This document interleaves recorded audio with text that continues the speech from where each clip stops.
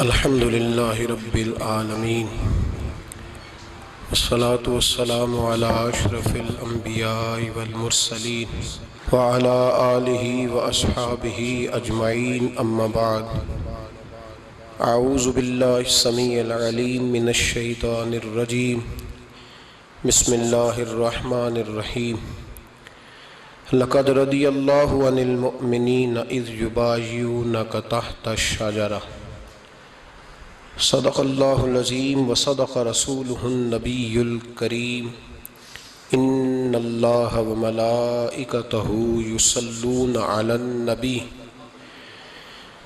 یا ایہا الذین آمنوا صلوا علیہ وسلموا تسلیما اللہم صلی علی سیدنا و مولانا محمد معدن الجود والکرم وآلہ وصحبہ وبارک وسلم۔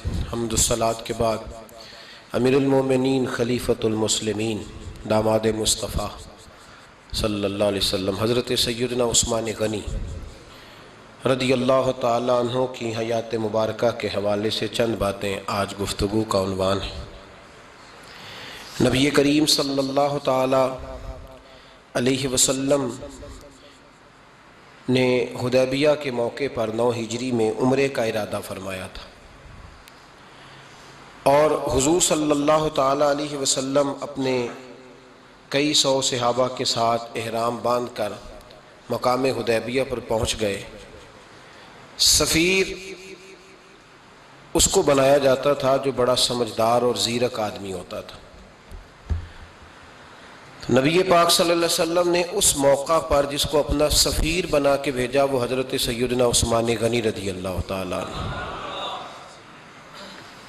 حضور نے انہیں سفیر بنا کر کے مکہ مکرمہ میں بھیج دیا اور 2 ٹارگٹ دیے اپنے سفیر کو، 2 باتیں فرمائیں۔ فرمائے ایک تو جا کے مکے والوں کو بتاؤ کہ ہم جنگ کرنے نہیں آئے، اللہ کے گھر کا دیدار کرنے آئے، اور بڑے پرامن طریقے سے ہم طواف کریں گے، سعی کریں گے، عمرہ کریں گے، لوٹ جائیں گے۔ یہ ہمارا واحد ایجنڈا ہے، اس کے علاوہ کوئی پروگرام نہیں ہے۔ اور دوسرا انہیں یہ بتاؤ ان لوگوں کو جو ایک زمانے سے مکہ مکرمہ میں کفار مکہ کے ظلم سہ رہے ہیں، ہمارے وہ غلام جو یہاں بڑی تکلیف میں ہیں، ان کو یہ خبر دے دو، عثمان انہیں میرا پیغام دے دینا کہ اب تمہاری مشکلات کے دن تھوڑے رہ گئے، اب بڑی جلدی اللہ تبارک و تعالی دین اسلام کو فتح عطا فرما دے گا۔ حضرت عثمان غنی تشریف لے گئے۔ جب حضرت عثمان غنی وہاں پہنچے تو کفار نے آپ کو روک لیا۔ انہوں نے کہا کہ آپ رکیے، دیر ہو گئی۔ ادھر ابو سفیان نے حضرت عثمان غنی رضی اللہ تعالیٰ عنہ کو یہ کہا کہ ہم نبی پاک صلی اللہ علیہ وسلم کو اور ان کے صحابہ کو عمرہ نہیں کرنے دیں گے، آپ اگر چاہیں تو وہ سامنے بیت اللہ شریف ہے، طواف کریں، آب زمزم پئیں، حجر اسود پہ جائیں، مقام ابراہیم پہ جائیں، صفا مروہ کریں، آپ چاہیں تو کر لیں۔ تو حضرت عثمان غنی رضی اللہ تعالیٰ عنہ فرمانے لگے میں تڑپ رہا ہوں کعبے کے طواف کے لیے، لیکن میں بیت اللہ کا طواف اسی وقت کروں گا جب آگے آگے مجھے میرے مصطفیٰ کریم نظر آئیں گے صلی اللہ تعالی علیہ وسلم۔ لوگ آج پوچھتے ہیں کہ بغیر مدینہ شریف جائے حج مکمل نہیں ہوتا۔ میں نے کہا مدینہ شریف کے بغیر حج ہو جاتا ہے، پر مدینے والے کے بغیر نہیں ہوتا، اس لیے کہ حضور نے فرمایا صحیح مسلم میں خذوا عنی مناسککم، حج کے طریقے مجھ سے سیکھو۔ اللہ نے تو کہہ دیا حج کرو، تفصیل تو بتائی نہیں، تو اب آپ کو حضور سے سیکھنا پڑے گا۔ مدینے کے بغیر تو شاید حج ہو جائے، پر مدینے والے کے بغیر حج نہیں ہوتا۔ حضرت عثمان غنی رضی اللہ تعالیٰ عنہ کہنے لگے میں طواف ضرور کروں گا، پر اس وقت کروں گا جب مجھے حضور آگے آگے نظر آئیں گے۔ ادھر ایک شخص نے حضور کی بارگاہ میں بھی کہا اپنوں کا نہ پتہ ہوتا ہے، دل بدست آور کے حج اکبر است۔ جو دل ہوتے ہیں نا، دل کو دل سے راہ ہوتی ہے۔ یہ کئی دفعہ جسم علیحدہ علیحدہ ہوتے ہیں پر یہ اکٹھے دھڑک رہے ہوتے ہیں۔ تو دل کو راہ ہوتی ہے. عرض کی یا رسول اللہ صلی اللہ علیہ وسلم عثمان غنی تو طواف کر رہے ہوں گے، صفا مروہ میں ہوں گے، بڑی موج ہوگی، آب زمزم کھول کے پی رہے ہوں گے. حضور نے سامنے والے کا چہرہ غور سے دیکھا، فرمایا عثمان کو تم زیادہ جانتے ہو کہ میں زیادہ جانتا ہوں؟ یا رسول اللہ آپ ہی زیادہ جانتے ہیں. فرمایا پھر فکر نہ کرو، عثمان میرے بغیر طواف نہیں کرے گا. بات ختم ہو گئی، میرے بغیر عثمان طواف نہیں کرے گا، ختم ہو. اب کسی نے افواہ پھیلا دی کہ حضرت عثمان غنی کو شہید کر دیا گیا. نبی پاک علیہ السلام تک بھی خبر آئی. حضور جانتے تھے ہمارا دل نہیں کرتا کوئی انتشاری بات کرنے کو، لیکن جب لوگ کرتے ہیں تو پھر دل کو تکلیف ہوتی ہے. اب یہاں سب نے لکھا ہے کہ نبی پاک صلی اللہ علیہ وسلم کو خبر ملی، حضور پریشان ہوئے، صحابہ کو مشورے کے لیے بھی بلایا، بیعت رضوان بھی ہوئی. اگر علم غیب ہوتا یہ سارا کچھ نہ ہوتا. اور میں نے کہا خدا کے بندے اگر حضور اپنا علم غیب اس وقت ظاہر کرتے تو حضرت عثمان کے لیے قرآن کی آیتیں نہ نازل ہوتی، اس بیعت کے تذکرے نہ ہوتے. ہر بات پہ لوگ معاذ اللہ تعالیٰ. اب دیکھیں نا یہاں یہ جملہ چھوڑنے کی کیا ضرورت ہے؟ تم قوم کو کیا دے رہے ہو؟ لوگوں کو کیا بتا رہے ہو کہ نبی پاک علیہ السلام اندھیرے میں بیٹھ کے فیصلے کر رہے تھے؟ کیا بتا رہے؟ آج انٹیلیجنس کی رپورٹس بتا دیتی ہیں کہ وہ فلاں کس طرح کا ماحول ہے اور آپ نے کس طرح کرنا ہے، تو تمہیں اپنی خفیہ ایجنسیوں کے مطابق تم فیصلہ کرو تو کہتے ہو ہم بھئی اندھیرے میں فیصلہ نہیں کر رہے، ہمیں رپورٹ ہے تو فیصلہ کر رہے ہیں. اور نبی پاک علیہ السلام کے بارے میں تم لوگوں کو یہ بتا رہے ہو کہ حضور اندھیرے میں فیصلہ کر دیتے تھے، پتہ ہی نہیں تھا. کس طرح کی بات کرتے ہو؟ میرے محبوب پاک علیہ السلام فرماتے ہیں کہ اللہ تبارک و تعالیٰ نے مجھے اس طرح کا علم عطا فرمایا ہے کہ جو تمہارے ذہن میں ہو مجھ سے پوچھو، میں فوراً تمہیں جواب دوں گا. لیکن لوگ اڑ گئے ہیں، کیا کیا جائے؟ اور عجیب فلسفہ ہے، یہاں بھی گرہ لگا دی. پتہ ہوتا تو یہ سارا. اور میں نے کہا خدا کے بندے اگر یہ سارا کچھ نہ ہوتا تو پھر یہ آیتیں کیسے نازل ہوتی؟ پھر صبح قیامت تک حضرت عثمان غنی کی عظمتوں کا کیسے پتہ چلتا؟ جب خبر ملی نا کہ حضرت عثمان غنی کو شہید کر دیا گیا تو حضور نے صحابہ کو بلایا، فرمایا آؤ میری بیعت کرو. حالانکہ بیعت پہلے ہو چکی، آؤ دوبارہ بیعت کرو. یا رسول اللہ کس چیز کی بیعت کرنی ہے؟ تو نبی پاک نے فرمایا میرے ہاتھ پہ بیعت کرو کہ ہم عثمان غنی کے خون کا بدلہ لیے بغیر یہاں سے جائیں گے نہیں. ہم عثمان کے خون کا بدلہ لیے بغیر یہاں سے جائیں گے. اور حوالہ کسی نے دیکھنا ہو علامہ اسماعیل حقی کا تو میں دکھاؤں گا. جس شخص نے دوڑ کر سب سے پہلے نبی پاک کی بیعت کی وہ مولا علی شیر خدا تھے. کہ یا رسول اللہ جانا ہی نہیں عثمان کا خون کا بدلہ لیے بغیر. سب سے پہلے شیر خدا آگے بڑھے. آج لوگ انہی لوگوں میں اختلاف دکھانے کی کوشش کرتے ہیں، صحیح لا حاصل کرتے ہیں. سب سے پہلے دوڑ کر حضرت شیر خدا آگے بڑھے کہ حضور میں بیعت کرتا ہوں. نبی پاک نے صحابہ کے ہاتھوں میں بیعت ہو رہی ہے.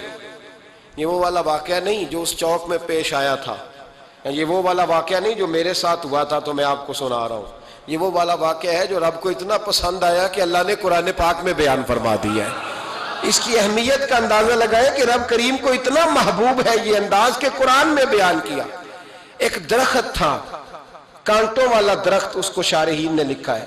کچھ لوگ کہتے ہیں بیری کا درخت تھا. نبی پاک درخت کے نیچے بیٹھ گئے، فرمایا بیعت کرو سارے. کن کے لیے بیعت ہو رہی؟ حضرت عثمان غنی کے لیے. ایک بیعت دین کے لیے ہوئی، قرآن کے لیے ہوئی، حدیث کے لیے ہوئی، اللہ کی توحید کے لیے. اور آج نئے سرے سے بیعت ہو رہی ہے. کس کے لیے؟ بول کے بتائیے. حضرت سیدنا عثمان غنی رضی اللہ تعالیٰ عنہ. اس شخص کی عظمت کا کوئی اندازہ کر سکتا ہے جن کے لیے نبی پاک نے خاص کر کے تخصیص کر کے ایز اے اسپیشل بیعت لی. اور صحابہ نے جب بیعت کی تو اللہ کو اتنی پسند آئی کہ قرآن مجید کی سورہ فتح کی آیت نمبر 18 میں بیان کیا. فرمایا لقد رضی اللہ عن المؤمنین اذ یبایعونک تحت الشجرہ. فرمایا محبوب تحقیق اللہ ان مومنوں سے راضی ہے جو درخت کے نیچے آپ کی بیعت کر رہے تھے. تحقیق اللہ ان سے راضی ہوا، ان ایمان والوں سے جو درخت کے نیچے آپ کی بیعت کر رہے تھے. درخت کے نیچے تحت الشجرہ. قرآن مجید کے الفاظ اگر آپ غور کریں گے تو آپ کو حضرت عثمان غنی کی عظمت کا پتہ چلے گا اور اس واقعے کی حساسیت کی آپ کو سمجھ آئے گی کہ بیعتیں تو مسجد میں بھی ہوئی لیکن نام لے کے نہیں کہا محبوب جنہوں نے مسجد میں بیعت کی. نام لے کے نہیں کہا، حالانکہ وہ بیعتیں بھی اللہ کو بڑی محبوب ہے. بیعتیں تو میرے بھائی نبی پاک نے بیت اللہ شریف کے پاس بھی کی، مسجد نبوی میں بھی کی، لیکن یہاں نام لے کر کوئی بھول نہ جائے. کسی نے کہہ دینا تھا کوئی اور بیعت تھی جی، لوگ شرح کر رہے ہیں نا مرضی، وہ تو کسی اور کی بیعت. نام لے کے کہا محبوب تحت شجرہ، وہ جو درخت کے نیچے بیعت ہوئی، وہ جو بیعت درخت کے نیچے ہوئی، اور جنہوں نے بیعت کی لقد رضی اللہ عن المومنین، تحقیق اللہ ان مومنوں سے راضی ہو گیا. اللہ ان مومنوں سے، صحیح بخاری صحیح مسلم میں صحابہ نے پوچھا یا رسول اللہ کس طرح راضی ہوا ہے؟ فرمایا آج جس نے میرے ہاتھ پہ بیعت کی ہے رب کریم نے وعدہ کر لیا ہے سب کو جنت عطا فرمائے گا، جنتی ہو گئے سارے. حضرت عثمان غنی رضی اللہ تعالیٰ عنہ کی یہ عظمت، یہ شان قرآن پاک نے بیان کر دی کہ حضرت عثمان کے نام پر صحابہ جمع ہوئے تو اللہ تبارک و تعالیٰ نے اس واقعے کا ذکر قرآن مجید میں فرما دیا. میرے عزیز دوستو، حضرت عثمان غنی کو اللہ نے بڑی شان عطا فرمائی، بڑا مرتبہ دیا، بڑے حسین و جمیل، بڑے خوبصورت آدمی تھے. دیکھو نا کیا شان ہے حضرت عثمان ذی النورین. یہ ذی النورین کا کیا معنی ہے؟ دو نور کون ہیں؟ حضور کی دو صاحبزادیاں. اعلیٰ حضرت فرماتے ہیں نور کی سرکار سے پایا دوشالہ نور کا، نور کی سرکار سے پایا دوشالہ نور کا، ہو مبارک تجھ کو ذی النورین جوڑا نور کا. دو نوروں والے حضرت عثمان غنی. ایک بیٹی کا نکاح کیا، وہ وصال کر گئی تو محبوب نے دوسری بیٹی کا بھی نکاح کر دی. یہ جو بیچارے پراپوگنڈے والے ہوتے ہیں نا، یہ پہلے دن سے صرف پراپوگنڈے میں ہی ہے. یہ نہ محب بن سکے نہ محبوب بن سکے. ان کا نہ کوئی اپنا ہوا نہ انہیں کسی نے اپنایا. یہ پراپوگنڈے والے ہی ہیں، ساری زندگی چیم گوئیاں، کانوں میں باتیں.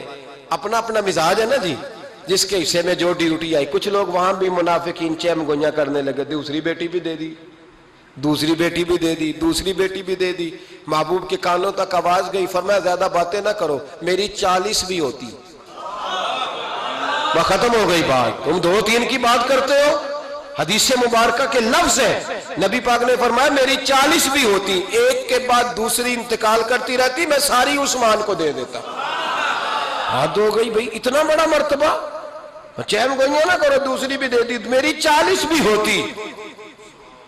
اس حدیث کا ترجمہ یہ ہے کہ محبوب فرماتے ہیں کہ مجھے عثمان پر اعتبار ہی بڑا ہے، مجھے عثمان پیارا ہی بڑا ہے، عثمان غنی کی عظمت ہی بڑی ہے. فرمایا میری 40 بھی ہوتی تو میں ساری یکے بعد دیگر حضرت اسامہ بن زید رضی اللہ تعالیٰ عنہ فرماتے ہیں نبی پاک نے اپنی صاحبزادی حضرت رقیہ رضی اللہ تعالیٰ عنہ کا نکاح حضرت عثمان غنی کے ساتھ کیا تو دونوں میاں بیوی پیارے بڑے تھے، حسین و جمیل بڑے. حضرت عثمان بڑے نفیس آدمی تھے، بڑی نفاست تھی. کپڑا سادہ پہنتے تھے لیکن لوگ کہتے ہیں کبھی ہم نے ان کے کپڑوں پہ دھبا نہیں دیکھا، چہرے پر اتنا سا گرد کا نشان نہیں دیکھا. ہمارے ملک میں سب سے زیادہ خرچہ میک اپ کا آتا ہے، پتہ ہے آپ کو جی؟ اب اگلی جو بات کرنی ہے اس پہ اپنے آپ کو وقت کتنا دیتے ہو، سجنے میں، سورنے میں، تیار ہونے میں کتنا وقت لگاتے ہو. فرمانے لگے حضرت عثمان غنی اتنا تو ٹائم ہی نہیں ہے کہ اپنے آپ کو دیا جائے. تو قبر اتنے پیارے کیسے لگتے ہو؟ فرمانے لگے اپنی وجہ سے نہیں لگتا، حضور کی وجہ سے پیارا لگتا. کب وہ کس طرح؟ فرمانے لگے نبی پاک صلی اللہ علیہ وسلم نے ہمیں وضو دیا ہے. فرمایا ایک دفعہ وضو کر کے آئینے کے سامنے کھڑا ہوتا ہوں یوں لگتا ہے اللہ نے میرے چہرے کو پہلے سے زیادہ نور عطا کر دیا ہے. دیکھیں نا باقی جسم چھپا ہوا ہے اور جو ظاہر ہے اس پر وضو کا حکم ہے. ہاتھ ظاہر ہے تو وضو کر لو، پیر پردے سے باہر ہے تو ان کو دھو لو وضو میں، چہرہ پردے سے کپڑوں سے باہر ہے تو اس کو وضو میں. تو عثمان غنی فرماتے 5 وضو تو میں تازہ کرتا ہوں، پچھلا ہو بھی تو نئی نماز تازے وضو سے پڑھتا ہوں. اور فرماتے اگر میرا قرآن مجید کھولنے کا ارادہ بن جائے تو پھر وضو 6 بھی ہو جاتے ہیں، اور تہجد کے وقت اٹھوں تو 7 بھی ہو جاتے ہیں. فرماتے ہیں علیحدہ سے درود پاک پڑھنے بیٹھوں تو پھر 10-11 وضو بھی ہو جاتے ہیں. میں وضو کرتا رہتا ہوں تو اللہ تازگی عطا کر دیتا ہے. حضرت اسامہ بن زید حضور کے غلام زادے ہیں، فرماتے ہیں میں چھوٹا سا تھا تو نبی پاک کے گھر میں گوشت پکا تو سرکار کو 4 بیٹیوں سے بڑا پیار تھا. حضرت فاطمہ سے زیادہ ہے لیکن 4 بیٹیوں سے بڑی محبت تھی. حضرت رقیہ اور جناب عثمان غنی کے گھر میں اسامہ بن زید کہتے ہیں حضور نے مجھے سالن دینے بھیجا, میں چھوٹا سا تھا اور ابھی پردے کی آیتیں بھی نہیں آئی تھیں, حکم بھی نہیں آیا تھا. کہتے ہیں میں سالن دینے گیا, واپس آیا تو میں نے ان دونوں کو بیٹھے دیکھا تو میں نے اتنے حسین میاں بیوی کبھی دیکھے نہیں تھے, اور میری طبیعت کھل اٹھی. فرماتے ہیں جب واپس آیا نا, سرکار نے میرا چہرہ دیکھا, میں نے تو بات کرنی نہیں تھی, حضور نے چھیڑ دی. فرمایا میری بیٹی اور داماد کو دیکھ کے آئے ہو؟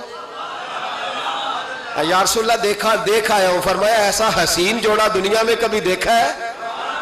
کہا یا رسول اللہ اللہ کی عزت کی قسم کبھی دیکھا ہی نہیں. یہ ظاہری حسن اللہ نے حضرت سیدنا عثمان غنی رضی اللہ تعالیٰ عنہ کو عطا. ایک بات میری یاد رکھنا, حسن ظاہر کا نہیں ہوتا, حسن ظاہر کا نہیں ہوتا, ظاہر کا میک اپ ہوتا ہے. حسن ہمیشہ باطن کا ہوتا ہے. جن لوگوں کے اندر معصومیت ہوتی ہے ان کے چہروں پہ بھی آئی جاتی ہے. کوئی نہیں سمجھ آئی شاید آپ کو. اندر اگر بندہ کڑوا ہونا, کسیلا ہو, چہرہ نہیں روشن ہوتا. اس کی دلیل حدیث میں موجود ہے. نبی پاک صلی اللہ علیہ وسلم سے صحابہ نے کہا یا رسول اللہ اللہ کا ولی کون ہوتا ہے؟ فرمایا جس کا چہرہ دیکھنے سے اللہ یاد آئے. تو ولایت کا تعلق دل سے ہے, چہرے سے نہیں. ولایت کا تعلق بولیے دل سے ہے, چہرے سے ولایت کا تعلق نہیں ہے. لیکن حضور نے دلیل کیا دی؟ چہرہ دیکھو تو اللہ یاد آئے. گویا محبوب نے فرمایا کہ دل اگر ولی کا ہو تو پھر اللہ تعالیٰ دل کی برکت سے چہرہ بھی نورانی عطا فرما دیتا ہے. چہرہ بھی نورانی. بہت سارے میں نے ایسے بزرگوں کو دیکھا جن کے رنگ گورے نہیں تھے پر نورانی تھے. ہمارے علامہ فیض احمد اویسی صاحب رحمۃ اللہ علیہ, میرے استاد گرامی, کا رنگ گورا نہیں تھا, لیکن جو بابا جی کو دیکھتا تھا فدا ہی ہو جاتا تھا. رنگ گورا نہیں تھا, گندمی تھا, لیکن کیا بات تھی چہرے کی معصومیت کی.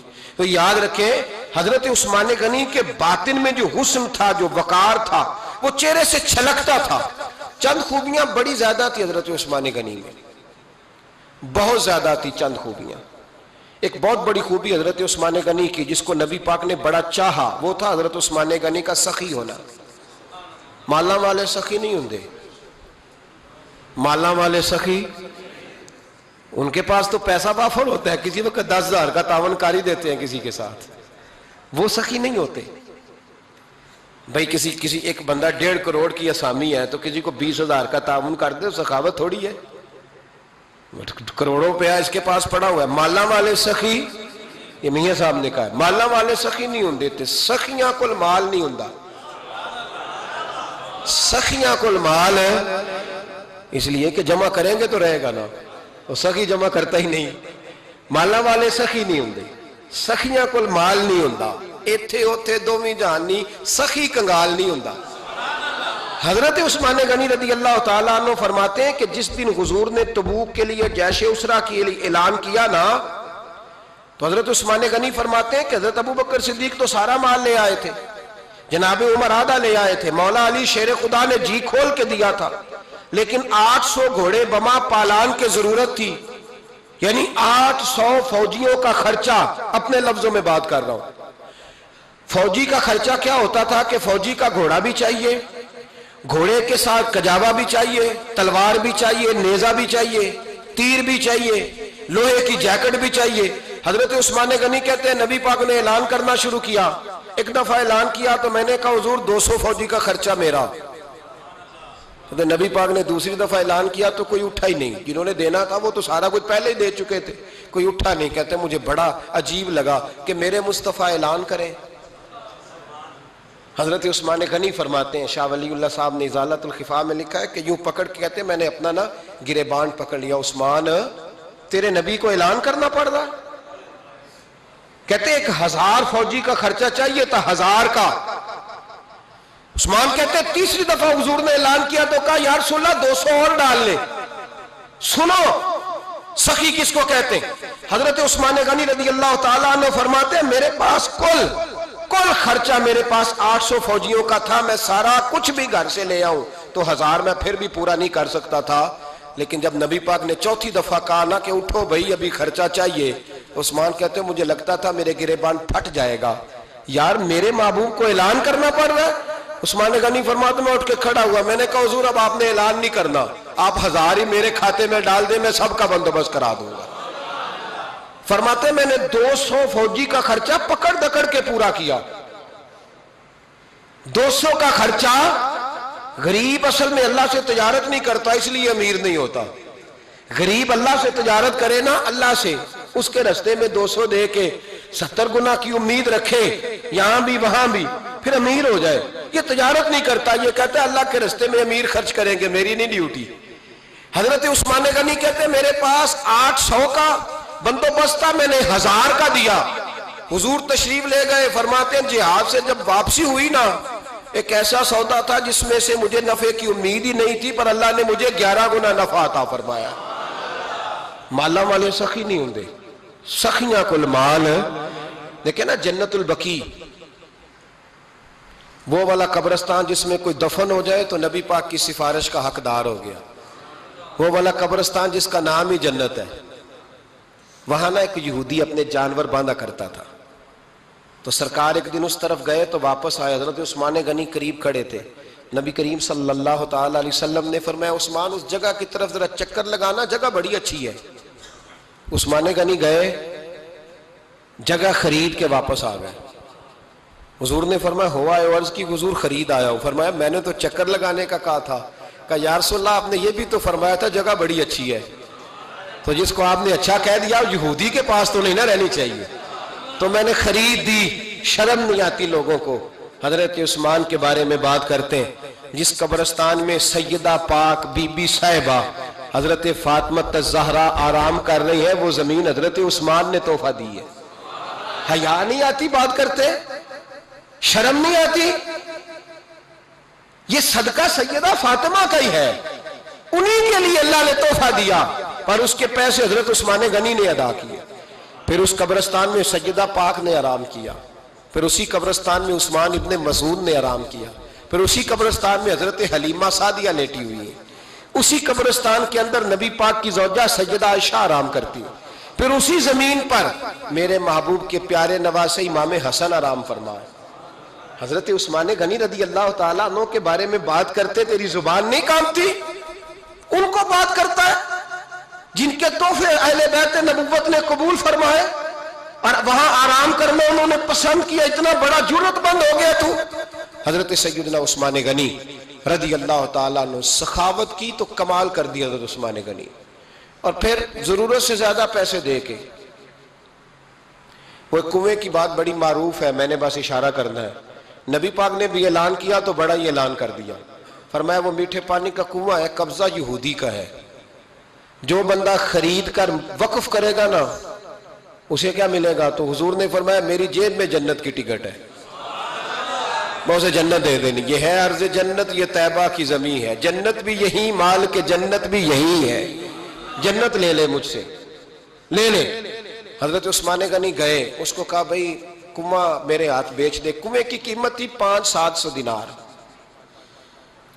تو حضرت عثمان 500-600 دینار کل کنویں کی قیمت تھی۔ جناب عثمان غنی گئے، یہودی کو پتا تھا کہ یہ خریدنا چاہتے ہیں، فرمایا یار یہ کنواں بیچ دو۔ کہنے لگا نہیں بیچنا۔ فرمایا قیمت منہ مانگی، کہنے لگا قیمت میری مرضی کی، کہا تمہاری مرضی کی، اپنی اپنی اوقات ہوتی ہے نا قیمت لگانے کی، تمہاری مرضی کی۔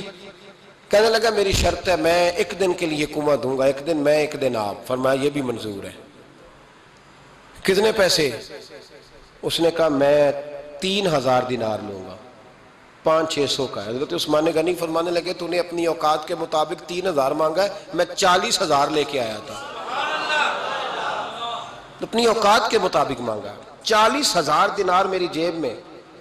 یہودی کہنے لگا عثمان تو تاجر ہے، اور عام تاجر نہیں، عالمی سطح کا تاجر ہے، لوگ تیری تجارت کی مثالیں عرب میں دیتے ہیں، پر 500-600 کا کنواں 40,000۔ فرمانے لگے مسئلہ کنویں کا نہیں، مسئلہ مصطفیٰ کے فرمان کا ہے، وہ جو حضور کا فرمان پورا کرنا ہے نا، اس کے لیے 40,000 تھوڑے ہیں، میرے پاس تھے ہی اتنے جو لے کے آیا ہوں۔ حضرت عثمان نے پیسے چکائے، اس نے کہا ایک دن پانی ملے گا، فرمایا منظور ہے۔ وہ ایک دن بیچا کرتا تھا پانی، حضرت عثمان نے اعلان کر دیا جو میرا دن ہے نا فری پیو، اپنے بھی پیو، بیگانے کا اعلان کوئی نہیں کرنا، میرا کوئی پروگرام نہیں۔ لیکن آپ مطلب ہلکا ہلکا ایسے ایسے دیکھیں گے، سوچیں گے، غور کریں گے، او بھائی پیسہ بھی بانٹنے سے چلو بولو تو صحیح نا، اس پر بھی آپ حامی تو بھرے نا، سچی بات کر تو لینی چاہیے نا. چلے عمر آپ 2 سال کے بعد کر لینا، 6 سال کے بعد کر لینا، پر ہاں نہ تو صحیح کرے نا. پیسہ بھی ہمیشہ بانٹنے سے. ملا رومی رحمت اللہ علیہ فرماتے ہیں کنویں سے سادہ پانی نکل جائے تو تازہ آ جاتا ہے، اور اگر پانی کنویں کے اندر رہے سارا ختم نہ ہو تو باسی ہو جاتا ہے. اس لیے فرمایا کرتے تھے میں اس کنویں سے پانی پیتا ہوں جس پہ رش زیادہ ہوتا ہے، اس لیے کہ وہاں سے پانی ختم ہوتا ہے تو تازہ آتا رہتا ہے. فرماتے تو اللہ کے رستے میں سارا خرچ کر دے، اللہ تازے عطا کر دے گا اور پہلے سے زیادہ عطا کر دے گا. میرا آپ کا مسئلہ یہ ہے کہ تجارت بندوں کے ساتھ ہے. بندوں کے ساتھ جو تجارت ہے نا، بندے کنجوسی کر جاتے ہیں. بندے کا تو صحیح کام چل جائے تو پارٹنر کو فارغ کر دیتا ہے، یہ تو فارغ ہے.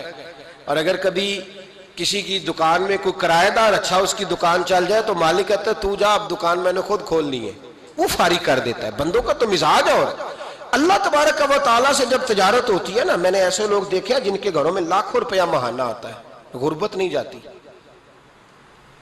ان کو سوچنا چاہیے کہ کثرت والا پیسہ آیا ہے پر برکت والا نہیں آیا.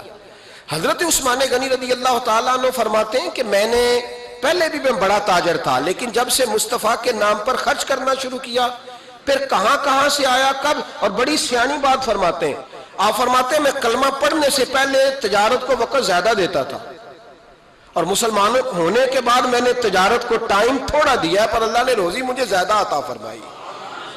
اس لیے برکت پر ہماری توجہ نہیں رہی، غیبی خزانوں پر خیال ہم نے چھوڑ دیا ہے.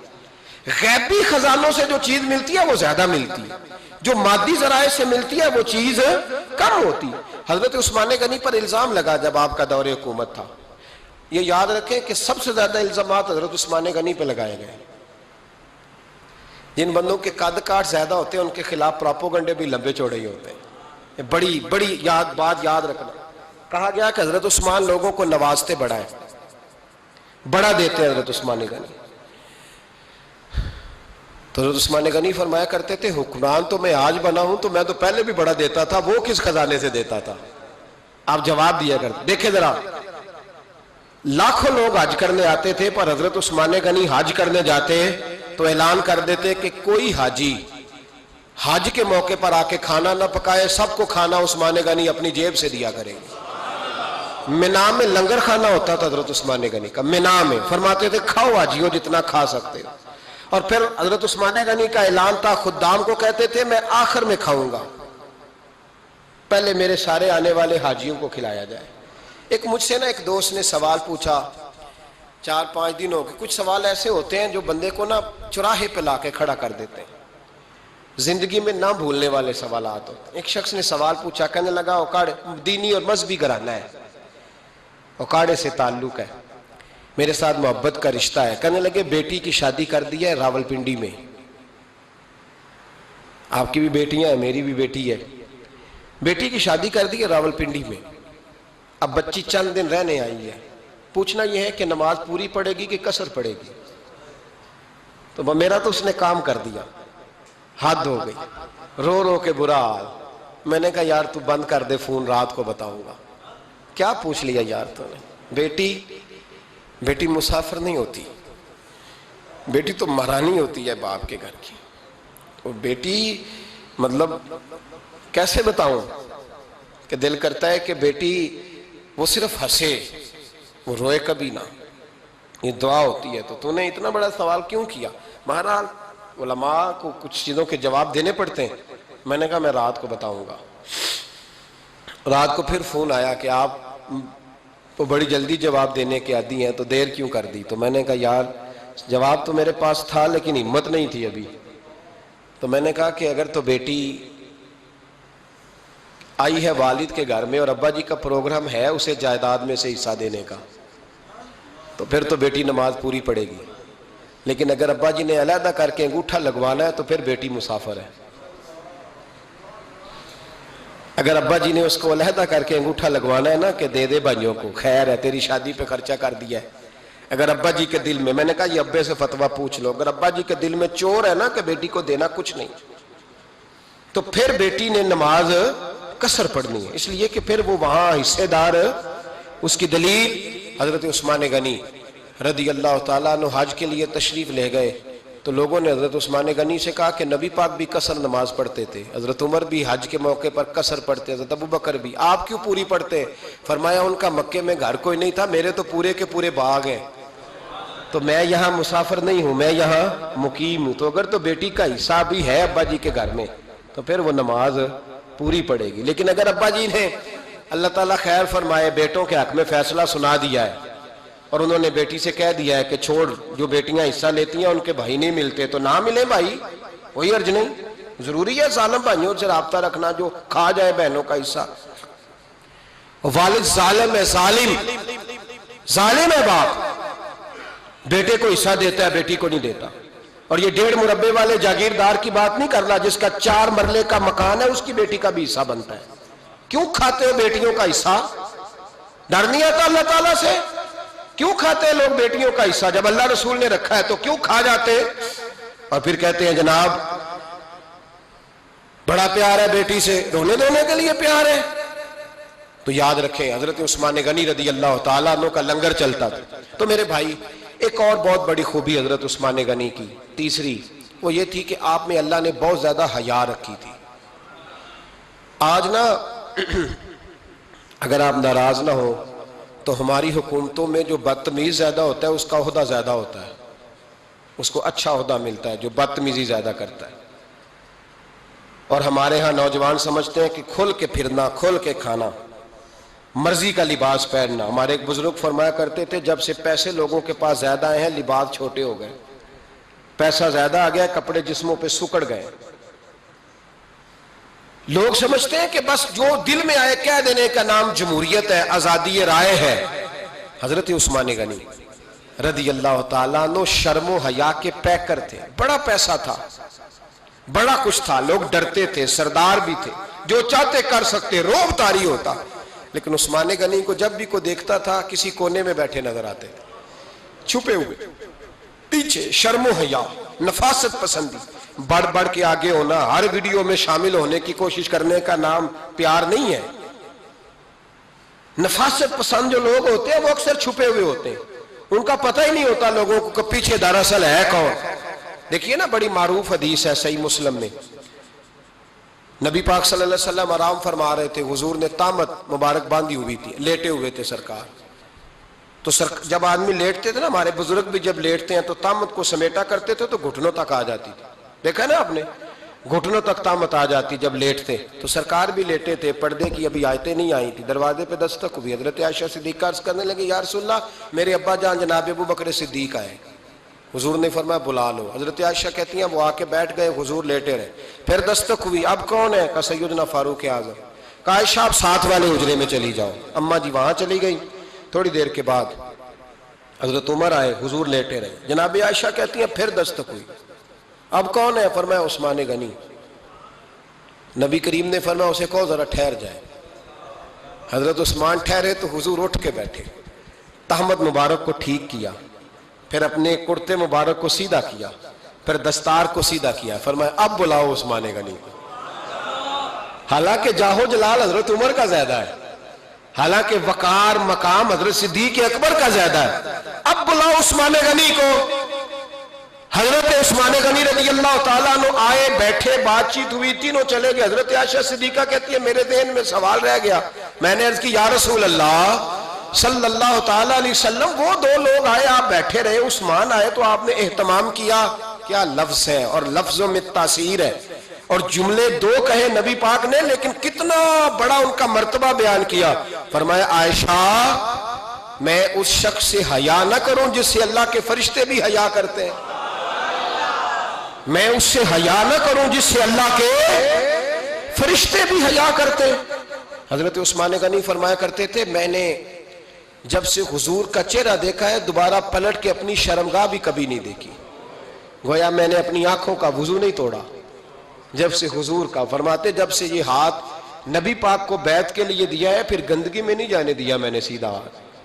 حضرت عثمان غنی فرمایا کرتے تھے میں اپنے گھر کے اندر اپنے غسل خانے میں 4 دیواری کے اندر بھی کپڑوں سمیت غسل کرتا ہوں، مجھے حیا آتی ہے غسل خانے میں بھی کپڑے. اور سنو ایک اور بڑی بات اہم، آپ فرمایا کرتے تھے میری جو محرم عورتیں ہیں نا، محرم پھپھی خالہ، میری جو محرم عورتیں ہیں، فرمایا کرتے تھے میں نے کبھی ان کے بھی چہرے آنکھ بھر کے نہیں دیکھے، ان کے بھی چہرے کبھی میں نے آنکھ بھر کے نہیں دیکھے. جو میری محرم عورتیں ہیں پھپھی خالہ، فرماتے تھے ان سے بھی جب بات کرتا ہوں تو میں چہرہ جھکا کے. ہمارے ہاں تو کزن ایک دوسرے سے سلام لیتے ہیں، لڑکیاں لڑکے کزن ایک دوسرے سے سلام لیتے ہیں. بچیاں آیا کرتی تھی تو میری کبھی کبھی مجھے بتایا جاتا تھا، میں نے ایک پابندی لگا دی، بچیاں جب مدرسے میں آتی تھی کہ جو دور سے بچی آئے اس کو جس آدمی کا نام لکھا ہو بتایا جائے وہی لینے آئے. ایک دن مجھے اطلاع دی گئی کہ آپ تھوڑی دیر آئیں. میں گھر گیا تو مجھے بتلایا گیا کہ ایک بچی ہے تو اس کو جو پہلے لینے آتا تھا وہ نہیں آیا، کوئی اور آیا. میں نے اس کے بھائی کو فون کیا کہ آپ لینے نہیں آئے. کہنے لگے یہ کزن ہے ہمارا، اس کے ساتھ بھیج دیں، آپ ہمارا ہی کزن ہے، خالہ زاد ہے. میں نے کہا یار آپ کہاں ہو؟ کہنے لگے مجھے 20-25 منٹ لگ جائیں گے. تو میں نے کہا ابھی کلاسیں بھی جاری ہیں تو آپ ہی آ جانا خود ہی. میں نے کہا سب آپ بھیج دیں، مجھے اعتبار ہے اس پہ. میں نے اس کو ایک بات کہی جو آپ کو بھی کہتا ہوں، میں نے کہا یار تمہیں اعتبار ہے تو اللہ رسول کو اعتبار کیوں نہیں؟ انہوں نے کیوں غیر محرم بنایا؟ عجیب تماشا ہے. مجھے پھپھی ذات پہ، خالہ ذات پہ، ماموں ذات پر اعتبار ہے، نبی پاک کو کیوں نہیں؟ آپ کو زیادہ پیار ہے لوگوں سے یا نبی پاک کو امت سے زیادہ پیار ہے؟ کیا مطلب تماشا ہے؟ کیا مزاج بنا لیا میں نے اور آپ؟ نبی پاک نے ایک شخص پر اعتبار نہیں کیا، فرمایا اس سے پردہ کرو. آپ نے اور میں نے کیسے کر لیا؟ نبی پاک نے خالہ ذات، پھپھی ذات، دیور پر، جیٹ پر، سالے پر، بہنوئی پر اعتبار نہیں کیا، پابندی لگا دی. تو نے کیسے کیا؟ تیرے دل میں زیادہ درد ہے، تو زیادہ دین کو سمجھنے لگا ہے، انسانیت زیادہ اچھل آئی ہے تیرے اندر. اعتبار کیا ہوتا؟ یاد رکھنا دنیا میں جتنے گھر تباہ ہوئے ان لوگوں کی وجہ سے نہیں ہوئے جن پر اعتبار نہیں تھا، ان کی وجہ سے ہوئے جن پر اعتبار تھا. گھر کا بیٹی لنکا ڈھائے، باہر والے آ کے کبھی بھی گھر میں کوئی نقب زنی نہیں کرتے، جب بھی کرتے اعتبار والے کرتے. میرے رسول پاک علیہ السلام کی وہ ازواج جن پر اللہ کو اتنا اعتبار ہے کہ رب کہتا ہے میرے محبوب کی بیویوں تمہاری جیسی دنیا میں دوسری ہے ہی کوئی نہیں.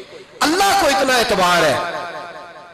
لیکن ایک نابینا صحابی آئے تو حضور کی 2 ازواج بیٹھی تھی تو نبی پاک نے فرمایا پردہ کرو. یا رسول اللہ وہ تو نابینا ہے. فرمایا تمہیں تو نظر آ رہا ہے نا، تمہاری آنکھیں تو کھلی ہوئی ہیں. حضور کو اعتبار نہیں تھا. بس کر دیں. سب سے بڑا ظالم وہ ہے جو کہتا ہے مجھے بیٹی پہ اعتبار ہے. وہ ظالم ہے، وہ اپنی بیٹی کے ساتھ ظلم کر رہا ہے. جو کہتا ہے مجھے اعتبار ہے، کالج جا رہی ہے، یونیورسٹی جا رہی ہے، اکیلے آ جا رہی ہے، مجھے اعتبار ہے. یہ ظلم کر رہا ہے بچی کے ساتھ. وہ تو بچی ہے، اس کا تو ذہن کمزور ہے. ہو سکتا ہے صاف دل ہو لیکن سامنے جو شیطان چوکوں میں گلیوں میں دائیں بائیں گھوم رہے ہیں وہ تو صاف دل نہیں ہے نا، وہ تو معصوم طبع نہیں ہے نا. تو بعض اوقات بڑے اچھے نفیس بچے بھی شیطانوں کا شکار ہو جاتے ہیں. خدا کا خوف کریں. حضرت عثمان غنی کی زندگی، حضرت عثمان فرماتے ہیں جو محرم عورتیں تھیں ان کی طرف بھی آنکھ بھر کے نہیں دیکھا، اس لیے کہ وہ خاتون ہے، میں مرد ہوں، میری حیا مانی. آج لوگوں کو شوق ہو گیا عورتوں کی مجلس میں دوڑ دوڑ کے جانا، وہاں بیٹھنا، وہاں وقت بتانا. پیرانے عظام کہتے ہیں کہ وہ درویشنیوں کے بیچ بیٹھے ہیں جی، باپ بیٹی ہوتے ہیں جی، مریدنی اور پیر. میں نے کہا کوئی نہیں ہوتے.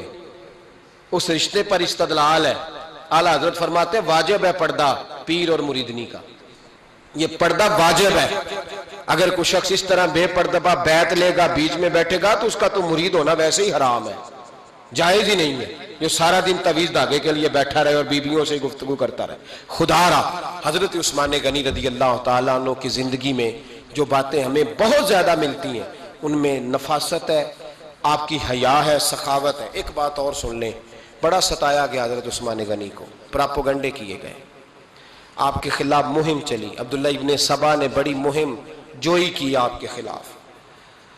یہودیوں نے مسلمانوں کا روپ دھار کر بڑا آپ کو ستایا، تکلیفیں دیں. جی آپ اپنے رشتہ داروں کو بڑا دیتے ہیں. فرمایا کرتے تھے جیب سے دیتا ہوں، مال خزانہ سے نہیں دیتا.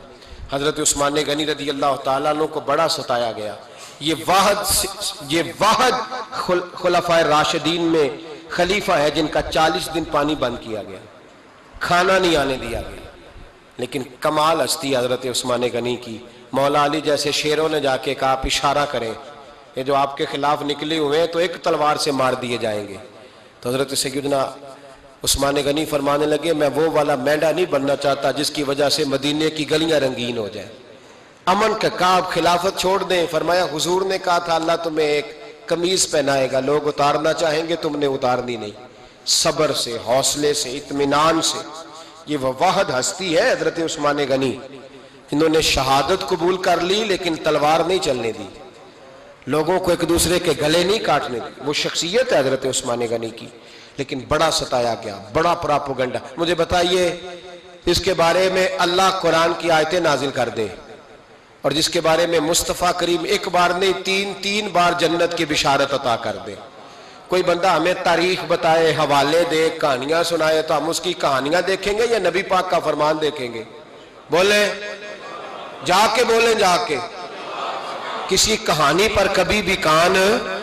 بس ایک حدیث میں نے بڑی دفعہ سنائی ہے، پھر سناتا ہوں، ترمذی میں ہے. نبی پاک جنازگاہ تک گئے جنازہ پڑھنے. یا رسول اللہ فلاں آدمی انتقال کر گیا. جنازگاہ تک تشریف لے گئے جنازہ پڑھانے، لیکن جنازگاہ تک پہنچ کر محبوب نے فرمایا اس کا جنازہ نہیں پڑھانا. یا رسول اللہ کیوں؟ فرمایا اس لیے کہ یہ عثمان غنی سے بغض رکھتا تھا. تو حضور تو اس کا جنازہ نہیں پڑھتے. خبردار کسی داستان پہ کان نہ دھریں. عقلیں دوڑاتے پھرتے ہیں لوگ، ایسے ہوا تھا تو ویسے ہوا تھا تو اس نے کہا تھا تو اس نے کہا تھا. ہمیں اس کی اس کی نہیں خبر، ہمیں تو مصطفیٰ کا پتہ ہے. جو حضور نے جن کی شان بیان کر دی ان کی شان پر ہم کسی تاریخ کا حوالہ مزید ضرورت محسوس ہے. بس اپنی طبیعت میں سادگی اور صفائی پیدا کریں، سخاوت پیدا کریں، حیا پیدا کریں. یہ حسن ہے. اس حسن کو حضرت عثمان غنی نے تقسیم کیا ہے. اللہ سمجھنے کی توفیق عطا فرمائے. آخر دعوانا